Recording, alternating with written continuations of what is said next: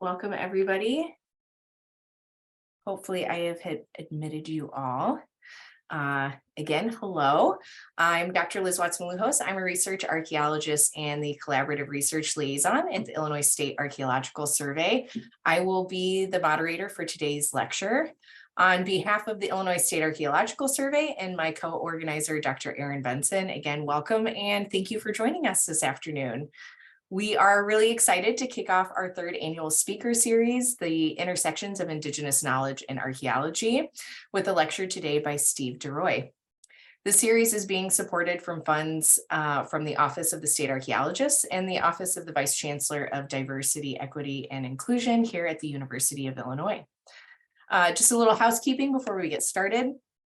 Participants will remain muted with your video off for the duration of the lecture. You can submit questions directly to me via the chat anytime, and we will have a question and answer discussion following the lecture as time allows. Let me continue my slides. But before we continue, I would like to take a moment to recognize that the offices of the Illinois State Archaeological Survey on the University of Illinois campus in Urbana-Champaign and its field stations elsewhere in the state of Illinois are on the lands of many tribal nations, including the Delaware, Ho-Chunk, Iowa, Kaw, Kickapoo, Miami, Menominee, Meskwaki, Odawa, Ojibwe, Omaha, Osage, Odo-Missouri, Peoria, Ponca, Potawatomi, Quapaw, Sauk, Shawnee, Winnebago, and many other Native nations. ISAS acknowledges the histories of forced removals of these nations from their homelands and dispossessions from their cultural sites and material culture. ISAS is committed to building partnerships and collaborating with Native nations on the study, protection, and promotion of their cultural heritage. Oops.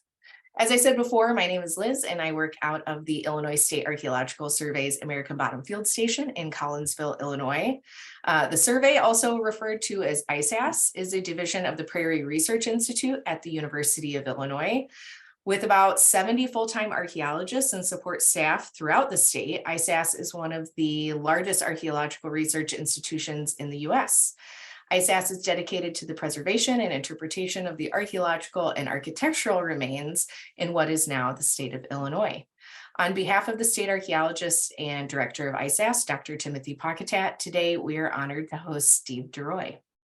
So now I am going to turn things over to UIUC's Associate Vice Chancellor of Native Affairs, Dr. Jackie Rand. Thank you, Liz. Hello, everyone. It's great to have the series back up again. And I have the honor to introduce Steve DeRoy, who's from the Buffalo Clan, Anishinaabe, Saulteaux, and a member of the Ebb and Flow First Nation from Manitoba.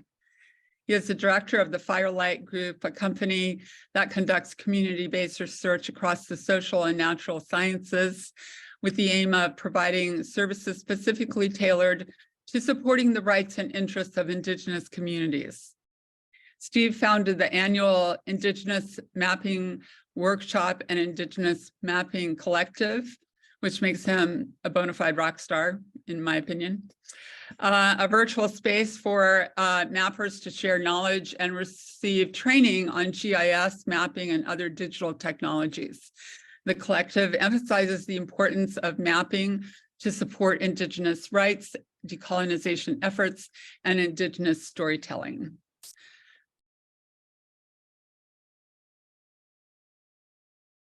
Thank you, Dr. Rand. I will stop sharing my screen and welcome Steve to share his and get started on his lecture whenever he wants to go. Great. I'm going to get started here. I just need to press share. So just give me one moment here.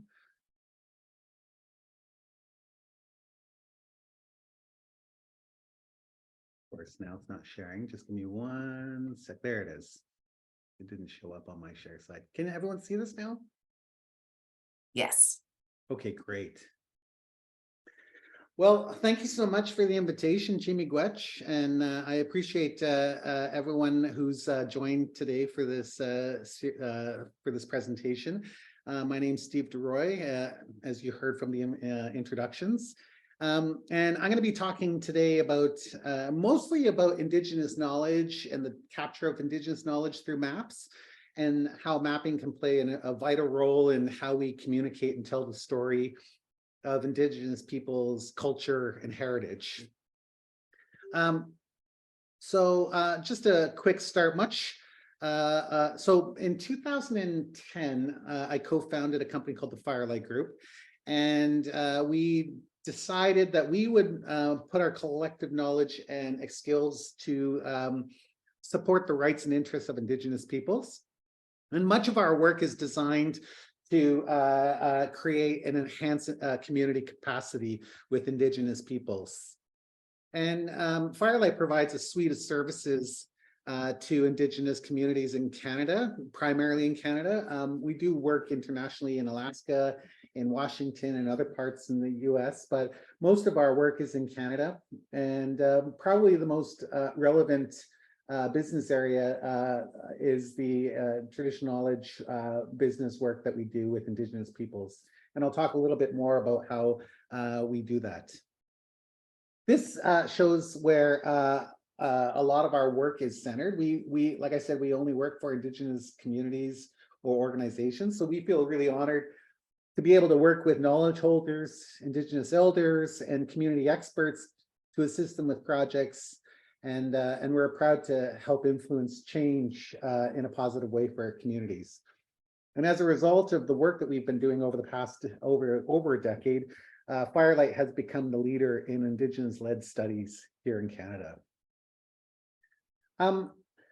So as I mentioned earlier, much of our work is designed to create capacity for Indigenous communities, and we really focus on the things that matter most when it comes to doing this research.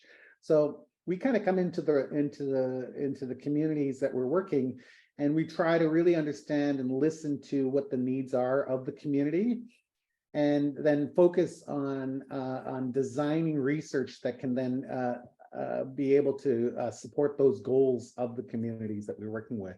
And through this effort, a lot of our work is really building a workforce and building a community of people that can be part of the research process and not necessarily the research subjects alone. So our work is really focused on capacity and skills enhancement through the research studies that we're doing. So I love maps. So I'm a cartographer by trade. I was trained in the traditional forms of cartography, and maps are such an interesting tool for me. And I never really understood how I would apply the tool. But early on in my career, I met a First Nations fellow from Northern Ontario in Canada. And he said they were working on using maps to communicate their story of land use. And I just thought, wow, that's exactly what I want to be doing. And I didn't realize that maps, while they can be used as a tool for communication and navigation, there's an underlying notion of power that gets exerted through a map. And this power is reinforced it's reinforced the relationship between space and power, rooted in symbolization, generalization, and classification. And we've seen this in our history, that maps have been used to assert power over territory. And this is the power of the cartographer, is that you really get to consider what gets included in the map as well as what gets excluded from the map. And those people that hold the pen to draw these maps really wield the power to define that space and place. And so I'm going to show you a few examples of the maps. This is an example from a cartographer in 1685. It's of New France. And by consciously excluding Indigenous peoples from this map, it reinforced the idea that no one was here and that it could be colonized by foreign interests. And so this map was used to assert power and control over large tracts of land. And it's really important to note that although the physicality of the landscape remains relatively constant, the templates and boundaries, or the templates of boundaries and the names on it do not. And so by excluding Indigenous peoples from the lack of a stroke of pen, that Canada, as we know it today, would look a lot different in the eyes of British and French colonizers, had Indigenous peoples actually taken into account of the people that lived on these lands long before Europeans arrived. And it would take into account their place names, their jurisdictions of family territories, their sacred places, and their common travel routes, and so on and so forth. This is an interesting map because we start to see the landscape change on the maps, transitioning from indigenous place names to more names that were representative of colonizers' interests. And the way that people had talked about us as indigenous peoples, they were challenged with understanding our indigenous nations and our languages. And these descriptions are written in this history of how indigenous peoples spoke, but rather it doesn't go into the why their perspectives of place and space are important. And by being ignorant of the long-standing relationship that indigenous people had to place and space, large swaths of territory were renamed and restoried. And so treaties were established between the Crown, or the King and Queen of England, and indigenous peoples from 1725 to 1923. And this kind of shows a map of those treaties. And there have been land settlements that have been in the far north that are not included on this map. But this map includes the numbered treaties that are in green that you see across Canada, but also the peace treaties, the Upper Canada land surrenders, the Robinson treaties, the Douglas treaties, and the Williams treaties. And well, just to note that actually these boundaries are based on cartographic representations that were actually incorrect. And so these boundaries are actually incorrect, and in particular in Treaty Number 4 in the southern part of Saskatchewan. And it goes to show you that this is how Canada represents Indigenous peoples. We're represented, even in the title of this map, Historical Treaties of Canada, as if we're a thing of the past and that the land question has been dealt with and they no longer need to deal with us. And so even in how the language gets included on maps, when you put people in a past tense, it kind of keeps them in that past tense without thinking of the daily present needs of Indigenous peoples.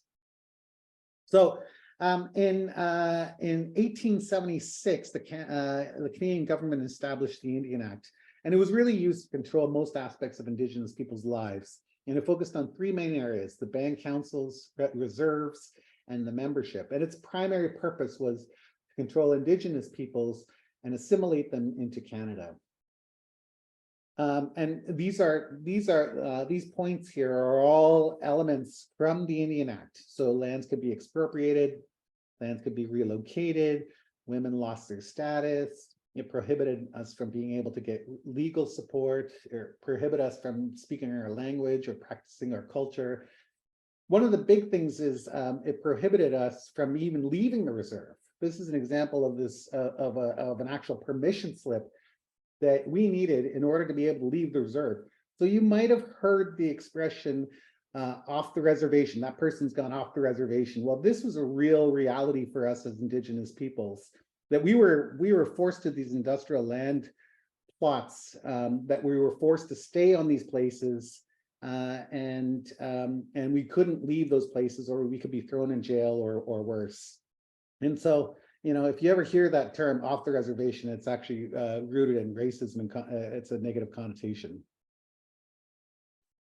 Indigenous peoples, this is where we are today. And in 2017, Firelight had worked with Google to put Indigenous communities onto Google's base maps. And so there was a little bit of press there about 6 years ago. And I'm happy to announce today that we've also been working with Apple and Apple Maps over the past couple of years.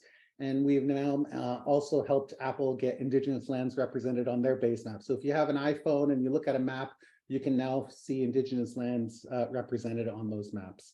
So, so we're starting to understand that Indigenous peoples are a reality in everyday life for people using their technologies. In 1930, there was a thing called the Natural Resources Transfer Act in Canada.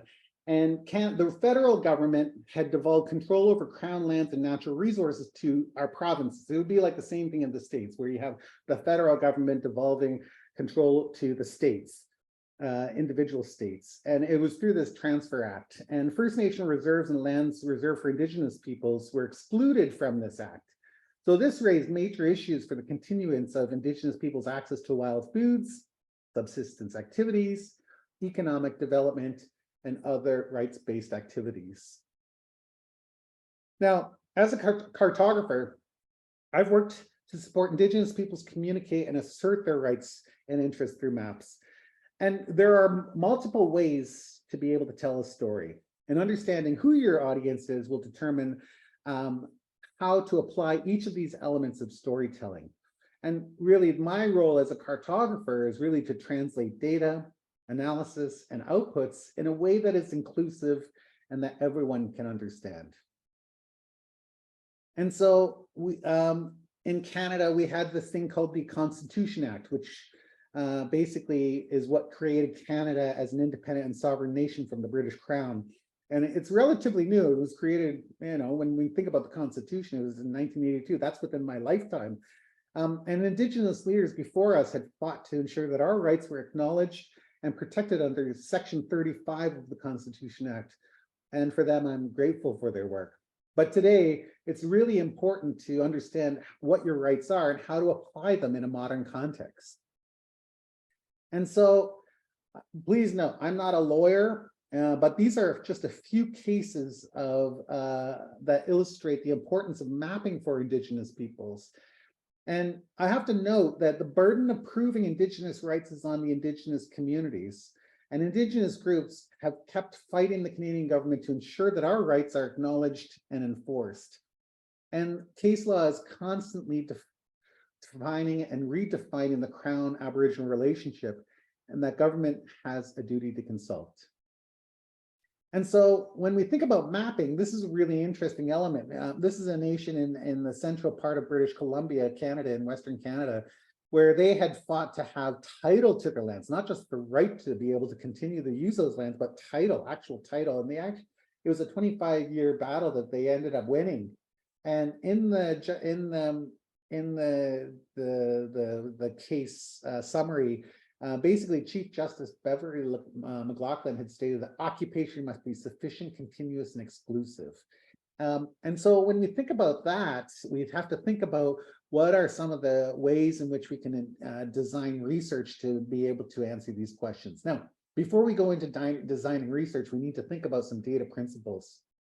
The first principle I wanted to bring to your attention was a thing called OCAP, Ownership, Control, Access, and Possession.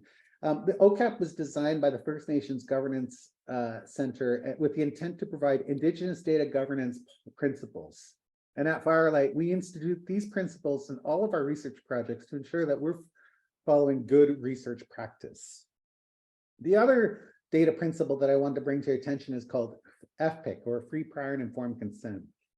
And FPIC really deals with providing adequate information to all participants in advance of engagement to ensure that they are informed on how research results will be used. So we work towards gaining consent from knowledge holders without coercion throughout all of our research processes. And really, FPIC is an international standard, and it was featured prominently in the United Nations Declaration on the Rights of Indigenous Peoples that was adopted in 2007. So when we think about how we apply FPIC in community processes, at Firelight, we institute these FPIC principles in all of our research projects to ensure, again, we're following good practice. We're explaining the who, what, when, where, why, and how research is being captured. We're using confidentiality agreements and protocols. We're planning for data management practices, and we're backing up our research on a regular basis. Oh, and the other part is we're also repatriating data back to the nations at the end of the research process to ensure that they have all the information that they have at the end of the day. Okay, so then to go back to that Beverly McLaughlin statement on occupation, there's a number of research products that you might actually go about doing when gathering Indigenous knowledge from Indigenous peoples. And these are some of the examples of the studies that you might do. You might do a use and occupancy study, which really maps out where did you catch a fish, or where did you catch an animal, or where did you go camp out on the landscape. They're kind of like the fixed cultural land use activities that a community might do out in their territory. A harvest study might go into the more details of what kind of supply of those animals or resources do you need to be able to maintain the right into the future. So for example, we know that we need this many animals to support our community. And in 25 years from now, we're going to need that many more animals because our population might change in the future. And we need to make sure that those rights are carried on into the future. We might do a place name study where we're talking about Indigenous knowledge and understanding people's connection to those places and mapping out those interpretations of those places on maps and redefining the landscape. Or we're doing an Indigenous knowledge study where we're looking at maybe a management of a particular resource, like a fish spawning area or a particular animal, and harvesting those animals and building management plans around those. And I'm going to show you some examples of all of these things. So I just wanted to raise that there's a number of research projects that you might do. You might actually do a whole archaeology study where you're looking at how people have been connected to this particular place over the past 1,000 years, 5,000 years, 10,000 years. We have documented evidence of our people on this landscape for thousands and thousands of years. So being able to do that archaeological analysis and then interpretation of that through these Indigenous knowledge studies. And that might be backed up through a thing called a genealogy study, where we're looking at people's connection and their family connections that might go back several generations. In some cases, some of the communities we work with, they're able to go back 20, 30 generations and be able to show that continuity of connection to that place. And then the other element that we might do is we might do an alienation study where we're looking at where are the places that you used to go, but you can't go for whatever reason. Maybe it's private land, or now it's a big industrial development plant, or it's a place where it's a ranch and no longer available to people. So where are the places that you used to go that you can no longer go? And so when we carry out this research, there's a number of best practices, and we don't have to invent best practices. They're already out there. People have done a lot of work on establishing good practice in terms of how to collect information. And these are just a few examples of some of those best practice approaches. And when we're documenting community knowledge, there's so many terms that we've heard. We've heard of traditional knowledge, traditional use study, use and occupancy mapping, Aboriginal interest and use study, traditional land use, Aboriginal traditional knowledge, Indigenous knowledge, traditional ecological knowledge, traditional ecological knowledge management systems. There's so many names, but they basically have a common root, that it's a systematic and evidence-based approach. We're documenting Indigenous knowledge using social science, and we're describing the rights and interests of a community. And the analogy is really about painting a picture of why and how the land is important to you. So we've had a long history of paper mapping. Like when I've been doing this for mapping for about 25 years, and we used to do it on these big maps. We'd roll them out, we'd go into an interview room, we'd map it out, and then those maps would come to me and I'd have to put them into a digital format. And the process for this, post-processing these maps, would take months. It would take like a long time, depending on how many interviews you did and the scale of mapping that you were doing. And so, so we had to come up with a new, more efficient way, because many times we're dealing with very severe timelines that don't allow us that long time to be able to do this kind of research. So we've gone through a process of indigenizing the map, where we're focusing on the things that matter most to community. And really, the community is really driving the process and deciding what gets mapped or what doesn't get mapped, for that matter. And maps are not new to Indigenous peoples. We've been using them for generations to share our stories and assert our Indigenous rights. And one of the earliest examples of maps that our ancestors have used are the use of stars. And by knowing the placement of the stars, our ancestors could navigate locations on the land and the water. And in some communities, this star knowledge has been passed down through generations and continues to be used today. So we went through a process of pioneering what we call the directed digital mapping method, where we use a map and we project it up onto the wall. We're using Google Earth as our base maps, and we're actually capturing the information digitally right onto the computer. And the nice thing about this is that we use Google Earth as our base map, And in a digital environment, the map can be zoomed in and panned around, and it's really easy to be able to find where we are on the landscape. And natural features are actually really quite apparent. Like you can see individual trees on the left-hand side, and sandy areas versus grassy areas, and you can see roads and rivers. It's pretty clear what you're looking at on the landscape. But the other nice thing about this is that you can actually tilt the map into a three-dimensional view, which you see on the right-hand side. And we can add our map features right on top of that imagery, looking at it as if we were flying over the landscape. So this has become a really amazing way for people to be able to find themselves on these maps, rather than a two-dimensional paper map surface. And then the data can be organized in Google Earth using the folders and subfolders. And we use a coding system to be able to capture all that information, and notes about the sites are in the description field, as you can see here.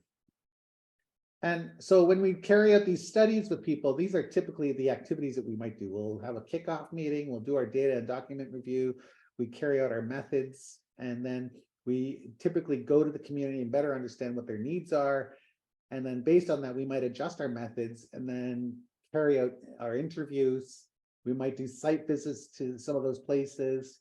And then we'll take all of that information, we'll post-process it and analyze the data to better understand what were some of the key themes and elements from that research. We typically produce a report, we present it back to the community at a verification meeting saying, this is what we heard. Are there ways that we can improve it or change it or make it better?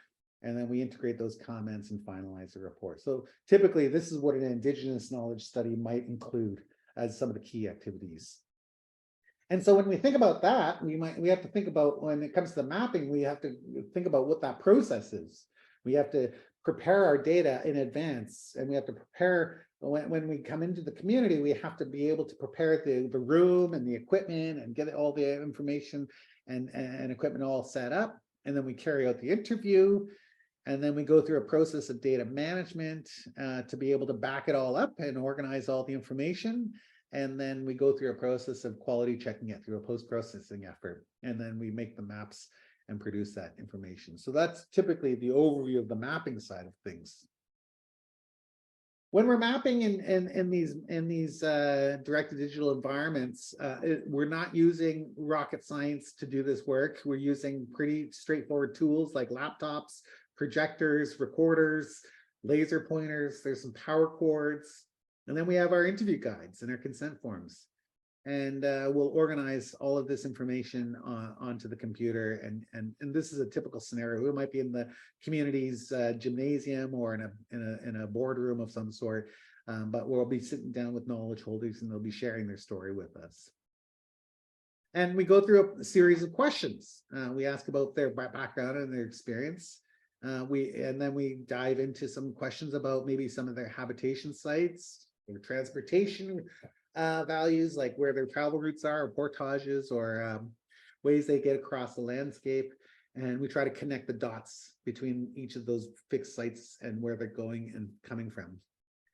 We might map out some subsistence values like fishing areas, hunting areas, plant and berry picking areas.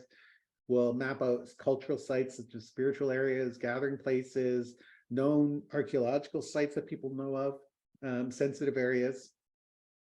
And then we'll map out environmental values, so places where people go that they know of, where there's calving and spawning areas of particular animals or sensitive habitats. And then a lot of our work is really designed to better understand the impacts from large-scale energy development. So we ask about what they might think about the impact on their values and how that might affect future generations and use of the land and water. So these are typically the questions. Again, it's not rocket science, but we're trying to do it in a systematic way to better understand what those values are. And everyone's experience and knowledge really matters. In a typical research process, we'll talk to many people from the community to gain a deeper understanding of their connection to place.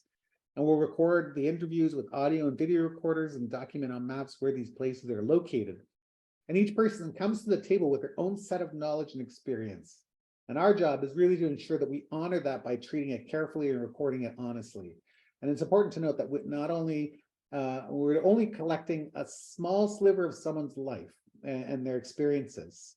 and that these values represent anchor points to a much broader set of land use values and experiences. And then, so when we look at each individual interview of each person on the left-hand side, when we bring that all together, we start to realize a broad community of practice that includes values such as hunting, fishing, plant and berry picking, habitation sites, cultural sites, and places that matter most. And an interview might produce two distinct outputs: a quantitative site-specific data set, which we see through the map on the left-hand side, and then a qualitative rich set of narratives, the stories that go along with those sites on the right-hand side. And we go through a process of transcribing the audio files and analyzing them into themes. And it's really incorporate the importance of incorporating those narratives and testimonies of individuals really augments this quantitative data in a way that really allows the story to emerge from the map. It's like the meat and potatoes of the map. Like the map is like, it looks really beautiful and sexy, and like it's nice to see all those points, but it doesn't mean anything unless you have those narratives and testimonies that people say why those places matter so much. And that's the rich part of the qualitative side of the data. And through this research, we've realized in some of the methods in the past, they focus on the who, what, where, and when. And this is in Terry Tobias. He wrote a book called Living Proof, and Chief Carey's Moose, and he calls them data diamonds. And at the bare minimum, each value that is documented should contain these elements. But it's through the thousands of interviews that we've completed that we've realized that we need to advance Indigenous data quality metrics. And we're also ensuring that we're documenting the ecological value of the site, the kinship relationships associated with those values, the Indigenous knowledge transfer that occurs by participating in those activities, and then the relational aspect of each of those sites to other sites. And so we wrote a paper on this called Mapping the Digital Terrain in the Cartographic Journal a couple of years ago. So if you want to learn more about those data quality metrics, you can look that up. And then what gets produced? Well, usually there's an internal confidential version that contains all the raw results, all the data, all the audio, all the video, everything that basically we repatriate back to the community that they would use for internal purposes. And then there would be an external non-confidential version that contains community approved results. And oftentimes these are buffered and randomized and generalized, but it shows that there are values in those areas that need to be considered before any decisions get made on those lands. And so for these next slides, I'm going to show you a variety of ways in which Indigenous mapping takes place. So here's an example that we worked with the Treaty 8 Tribal Association with the Treaty 8 First Nations of British Columbia. And it was for BC Hydro was trying to build a dam in this area called Site C along the Peace River that you see kind of that cross-cuts the map. And so we carried out 81 interviews with knowledge holders from 4 participating First Nations, and we mapped almost 800 values within that project footprint, within 5 kilometers of that project footprint. Of those values, 368 values were actually located within the flood inundation zone and footprint. And so, unfortunately, the project was granted federal and provincial approvals in 2014. But one of the most important things that came out of this whole process was that the Joint Review Panel concluded that Site C would cause a number of significant adverse impacts to the rights of Treaty 8 First Nations, and that some of these effects could not be mitigated. And so this was really a critical point in Treaty 8's history, because now they had a panel of people saying that their rights were completely being impacted. So now either they have to use the federal court system to have their petitions heard, or they have to go through a negotiations process with the government and with the company. And in this case, they ended up, more recently within the past year, they actually ended up settling with BC Hydro for those impacts on those treaty rights. But it's because of these maps that they told that story of these places all throughout the valley that they were able to have those rights acknowledged and at least heard from the company. Here's another example where we're working with the Tlicho Nation up in the Northwest Territories. And so it was a proposed mine called the NICO project, and we carried out 31 interviews with elders and land users from the 4 Tlicho communities.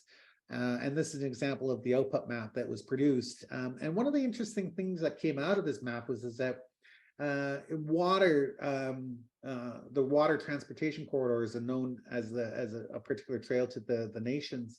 And they had multiple accounts of critical travel routes and critical modes of accessing the surrounding lands.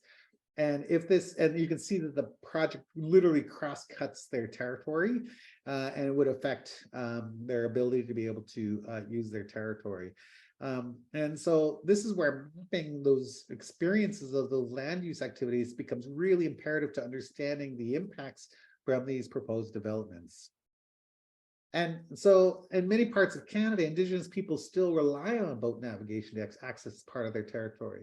And boating is just one form of navigation, but other transportation modes might include things like snowmobiles, vehicles, planes or helicopters, dog teams, yes, dog teams, and walking throughout their territory. So for me, in 2011 and 12, I did a master's thesis where I focused on using geospatial and network analysis to assess the accessibility to core homelands of the Athabasca Chippewa First Nation in relation to the increasing oil sands developments. And for me, it became really imperative to connect the dots when mapping land use activities. And so being able to understand those transportation corridors was really important to be able to better understand the connectivity of these cultural values. And for example, if we were to put a mine somewhere in those areas, we could better understand the amount of land that could be affected and that could be alienated from a community of their core homeland. So this is where I realized through this research, it was really important to map those transportation corridors. And so we ended up doing another study with Athabasca Chippewa First Nation, as well as the Mikisew Cree First Nation, called As Long as the Rivers Flow. It's a take on the treaty language. This treaty will be in effect as long as the rivers flow, as long as the sun shines, and as long as the grass grows. And so in this case, because the oil sands were extracting so much water from the Athabasca River, it was reducing the river depths and the base flow, which meant that the community couldn't actually access their territory. And so we did interviews with community knowledge holders on their experiences of navigating the Athabasca River. And what came out of this research was really interesting. Two elements came out. One was that we were able to identify where treaty and Aboriginal rights with regard to navigation, access, and water level may be fully practiced. So that was what we called the Aboriginal base flow.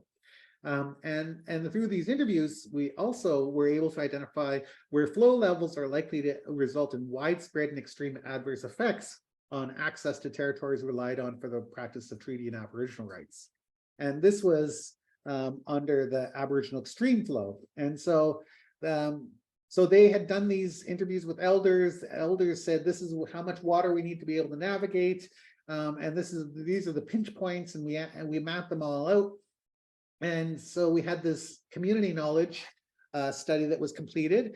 And then the communities also did 5 years of scientific-based monitoring, which basically ended up saying the exact same things that the elders had said 5 years earlier. And so this is where you take two knowledge systems and you can braid that knowledge and better understand. And they ended up pretty much saying the same thing.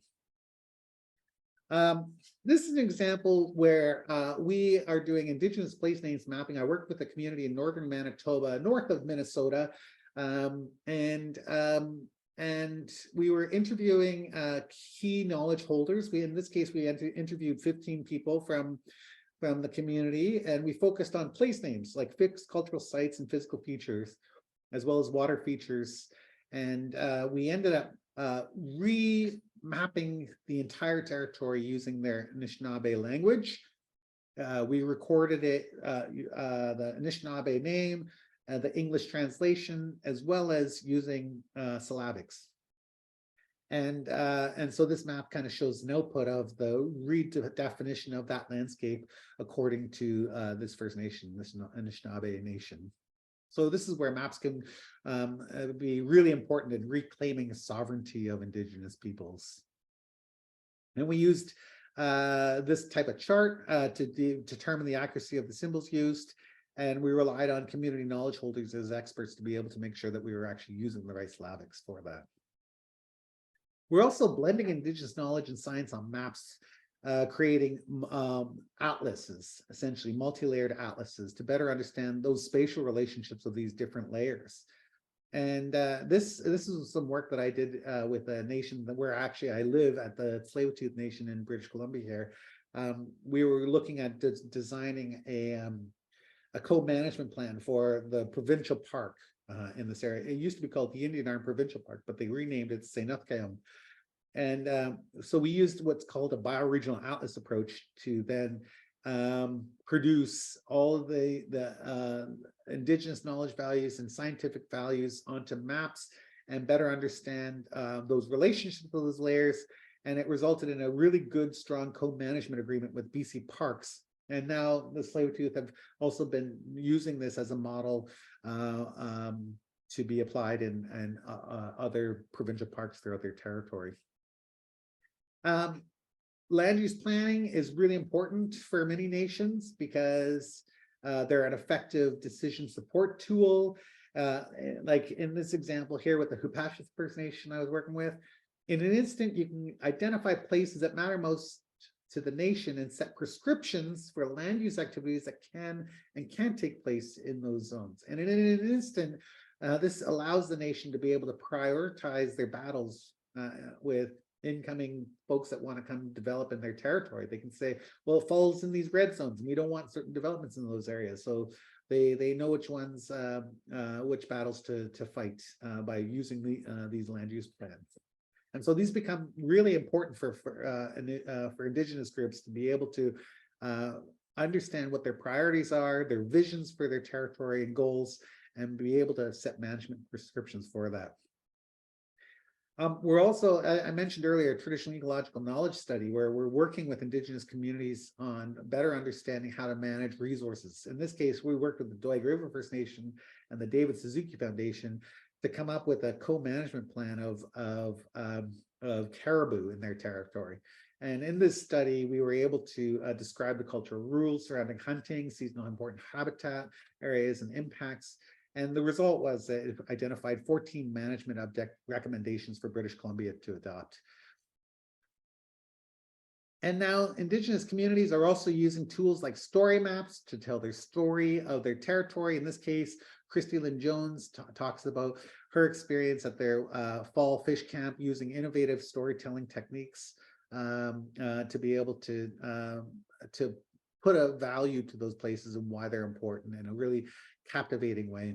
And this is an example from Chris Wilson, who talks about the Haisla Nation and their experience on the west coast of British Columbia, and talking about archaeological resource and the research that they're doing to better understand the Haisla's connection to their territory. And through if you look at this story, it's really fascinating. They're using drones and using drones to fly over their territory to identify these sites. And he's kind of captured this in this beautiful story map to talk about their experiences and their connection to their homelands. We're also working with nations on pulling together these resources through what we call First Nation hubs. And it's a hub tool that's produced by a company called Esri Canada, or Esri. And basically, we're pulling all this information into a kind of a one-stop shop where all the data is there, the maps, the apps, and information relating to those nations are located there. And it allows them to be able to curate and produce maps and resources that are relevant to them, to the public. So this is where we're advancing these technologies in innovative ways. So if you want to learn more, I know I'm conscientious of the time. If you want to learn more about this, how do you get involved? Well, we've got I've been working in this field for a long time, and the pace of technological developments is staggering. And it can be quite daunting for someone that's new to mapping. And so where do you start? So for me, in my experience, I started with paper mapping. We've gone to desktop computing. We're now using mobile mapping tools, and it's all using cloud-based GIS technologies and processing. And so where do you get in? And in 2014, I established what's called the Indigenous Mapping Workshop. And for far too long, Indigenous peoples have been excluded from the map. So we're working to change that. And we're building in spatial literacy in Indigenous communities by providing access to geospatial tools and culturally relevant training. We've had over 2,500 participants trained in geospatial tools globally. We've had attendees from over 42 countries attend these workshops. And the Indigenous Mapping Workshop is an Indigenous-led event focused on building a global community of Indigenous mappers. And our goals are really about creating a safe space for Indigenous people to talk and share their stories and use of maps. It's increasing spatial literacy by providing access to culturally relevant training. We're exposing Indigenous peoples to the wide variety of geospatial technologies and techniques. We're advancing Indigenous pedagogies of mapping and research methodologies. And we're focusing on building a global community of Indigenous mappers. So we've run a number of workshops. Since IMW began, we've hosted 7 across Canada, 2 virtual events, and we've also supported our Indigenous partners in Aotearoa, as well as 2 events in Australia to help launch the Indigenous Mapping Workshop Australia.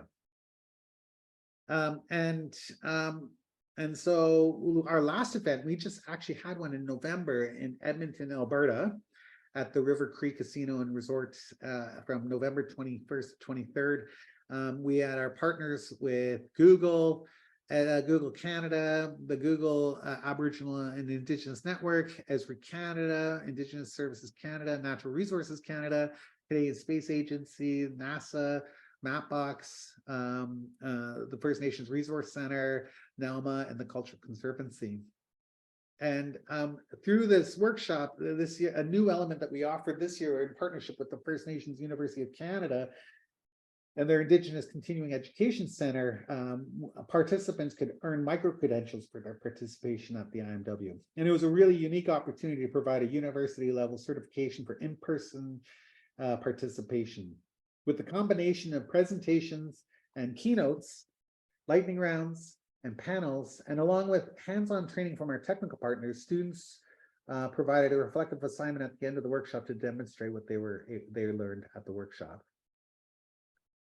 We have also shifted from an annual workshop to an online virtual space that houses the largest global network of Indigenous mappers. It's free for all Indigenous peoples, and we have a variety of rates for non-Indigenous members.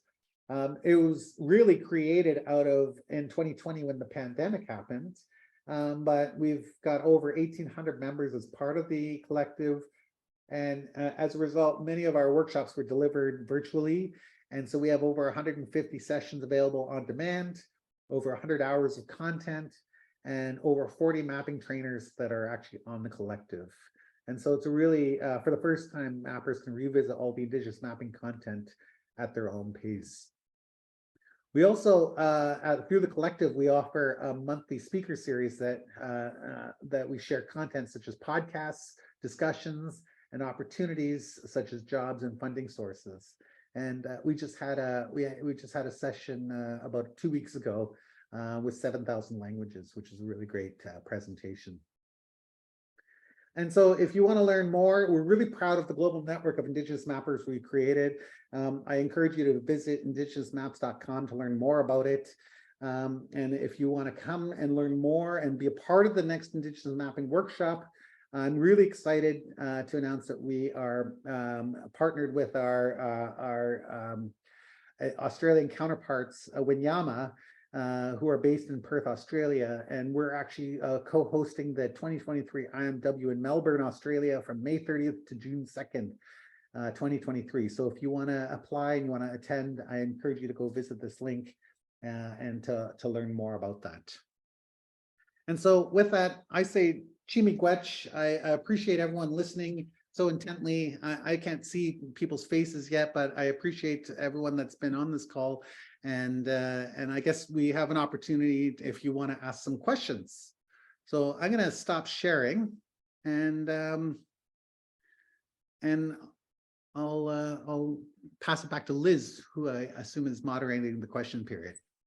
Thank you. I mean, that was absolutely incredible, the work you're doing through the Firelight group, and the Indigenous Mapping Collective is just amazing. So thank you for sharing all of that with us. We've had some questions come in, and I've got some of my own. So I will start with one from the co-organizer of the event, Dr. Erin Benson. How was the process of building partnerships with large institutions and corporations like Google, Apple, NASA, et cetera? Because that's a pretty incredible and impressive list. Yeah, it all comes down to relationships. Everything that we do is relationship based. It's one of the founding pillars of our organization. We don't do a lot of advertising, and so it's word of mouth. I was fortunate in the sake of Google, it was just happenstance. I was invited to go to a workshop there in California because a friend of mine was going, and they said, "Hey, you should really come down to this." And I said, "Okay, can you get me a ticket?" And they ended up flying me down, and I met folks at Google, and realized, wow, they're doing some really fascinating work, and they have got some great tools that they make available for free for people. And I saw the way they were doing this training, and I just thought, wow, everyone could really benefit from this. And so I invited them to be a part of our workshop. I said, "Hey, listen, we're doing this thing. We'd love for you to be involved." And they gladly accepted the invitation. And then with Esri, it was like, it was kind of like, Esri was like, "Well, Google's involved. Well, we kind of want to be involved." And we were like, "Well, okay, well, we'd love for you to be involved. You're the leaders of mapping. You should be involved. But at the same time, you should make sure that your software is available for free for Indigenous peoples." So that was the only caveat, that if they're going to be involved, they got to make sure that they give free software away. So they do. They've been an amazing, gracious partner of the Indigenous Mapping Workshop. And then it just kind of has gone from there. Like NASA showed up to one of our events, and they were like, "Can we partner with you?" And we were like, "Of course, yeah."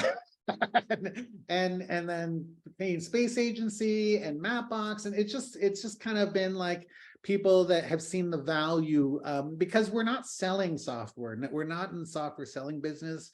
We're in the training Indigenous peoples business. We're in the business of ensuring that Indigenous peoples are in the driver's seat and leading the process. And the whole idea is really about, how do we support Indigenous peoples to be able to adopt these tools? Like, I can go in and do all the mapping and do it all, but at the end of the day, what value have I left at the community? And so when you're thinking about doing these research projects, you got to think about it from that perspective. What value do you leave for the community? And so many of these companies have said, okay, the value that they have to bring to this is not only they have the brand and the name, but also they come to it with being able to provide access to tools and training materials, and really ensure that Indigenous peoples are getting the most out of how they might be able to apply and tell their own stories through their own maps. So we're very software agnostic, but we're very grateful that we've had these companies come and say, "Hey, we want to be a part of that." So again, based in relationships. Fantastic. Okay, we've got some rolling in the chat too. One of our participants, Samantha, asks, "Do you have an example of a project where you realized in the end something you wished you had known, or a tool you didn't use but wished you had from the start? What is the most," and then sort of second part to the question, what is one of the most critical things to pay attention to as one is setting up such a project? They are asking because they are someone that is starting an Indigenous digital story map project. Can you ask the first part of the question again? Sure. Is there a project where you realized in the end something you wished you had known before you started, or a tool that you didn't use in the beginning, but in hindsight that you wish you had used? Yeah, I mean, every project comes with that.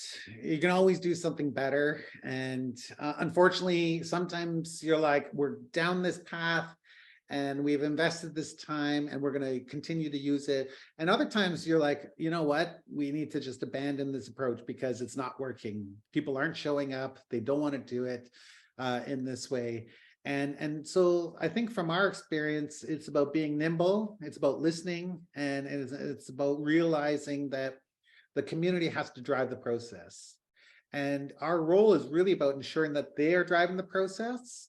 And at the end of the day, we can only provide as much advice as possible, but really, like, you know, if they say we want to use this tool, then we basically say, well, then we'll do our best to ensure that you're delivering that tool as best as possible. At some point, you can't get crippled by the tools. You have to focus on the process. And for us, the process involves listening and responding and evaluating those processes, and then making adjustments as necessary to ensure that that the process is meeting the needs of the community. And if you take that approach, it doesn't matter what tool you choose. You could choose any tool at that point.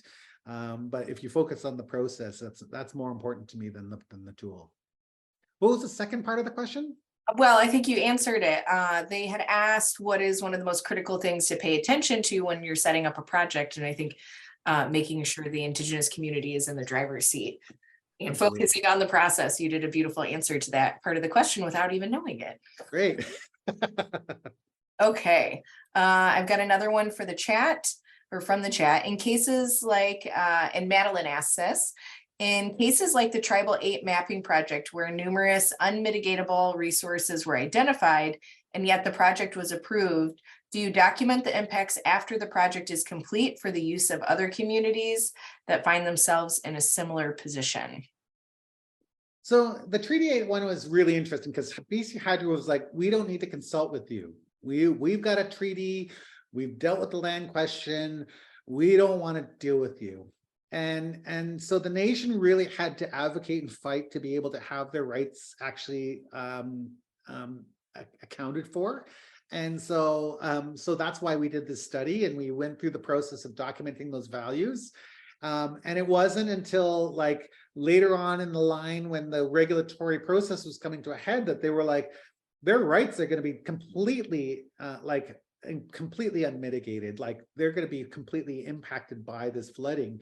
And what it did was it provided leverage for negotiations for the nation. We've had this in many occasions with many nations where the company's like, we know we're going to be we know that our projects is going to impact your rights. We had one community where they were like offered like a $500,000, $1 million settlement at first. And the nation was like, you know what, thanks for that. But we actually want to do our research first to better understand what exactly our rights we're talking about. So we went in, we helped support them. We did a research study. And in the end, we found out later on that it was, they ended up settling for about $40 million, an impact and benefit agreement. And this is where a company was like, we know we're going to be impacting, but with the research, what it did was it demonstrated real tangible impacts in a way that I don't think the community even realized what those impacts were until they actually did the research. So it was really important for them to kind of go through that exercise to really better understand and tell that story and document those values from the community. And it was really the community that shared those experiences and those kind of perspectives that we were able to bring it all together and really demonstrate for leadership. Listen, this is going to be an impact. And Treaty 8 First Nation, they realized right away that this is going to be an impact. And so they used all the tools in their tool belt to be able to, or in their toolbox to be able to go after the company. It meant going and using injunctions to try and slow things down. It meant going through litigation processes. Sometimes, in some cases, we've worked in with communities where they've gone and done direct action to have their voices heard. Again, Indigenous peoples are often seen as an aftersight and an afterthought, and our role really is about making sure that that becomes front and central to the whole conversation. And it's through this research of Indigenous mapping that we're able to demonstrate what those values are and be able to tell that story and be able to ensure that those voices are being heard, not just from those individuals that are pushing the processes, but from the broader community and their experiences. We're able to tell that as a collective through these mapping projects. So I think there's a number of ways to skin a cat, but ensuring that you have that demonstrated those values documented in a way that people can understand and tell that story. That I think at the end of the day, whether you sign an IBA or whether you're able to stop the development or whether, whatever the case is, maybe you're able to make changes to the development to reduce those impacts. You need good information to be able to back up those statements. Thank you. I will let the final question be, what's next? What are you hoping to see, grow, or change in the future? My dream with the Indigenous Mapping Collective was to kind of build this global community of Indigenous mappers on a broad basis. And through Firelight, I think my dream is to grow Firelight in a way that's kind of international as well. There's Indigenous peoples internationally all over the world that are dealing with the same companies that we're dealing with here in Canada. They operate in the United States, they operate in Peru, they operate in Australia, New Zealand, they operate in Africa. There are places where these companies are all operating and there's Indigenous peoples there. And so what I'd love to see is ensuring that we're kind of building this kind of collective Indigenous approach to research and ensuring that those rights are being upheld from Indigenous peoples globally. So that's my pipe dream where I'm going in the future. Thank you. Thank you so much for everything you shared with us today. I'm going to go ahead and share my screen to do our official sign off, if I can do that quickly, and promo. Oops. So on behalf of the Illinois State Archaeological Survey and the Office of the State Archaeologist, thank you so much, Steve, and thanks to everyone in the audience for joining us this afternoon. This lecture was recorded and it will be posted on ISAS's YouTube page for further viewing. And of course, before I sign off, I want to point you to our next event in the series on Monday, April 17th at 3 p.m. Central. We'll be hosting Ashley Thompson, who is a member of the Red Lake Ojibwe Nation and director of the Tribal Collaboration Initiative for Archaeology Southwest. We hope to see you there. Thanks, and thanks again to Steve for sharing with us today, and have a great evening, everybody. Good miigwech, everyone.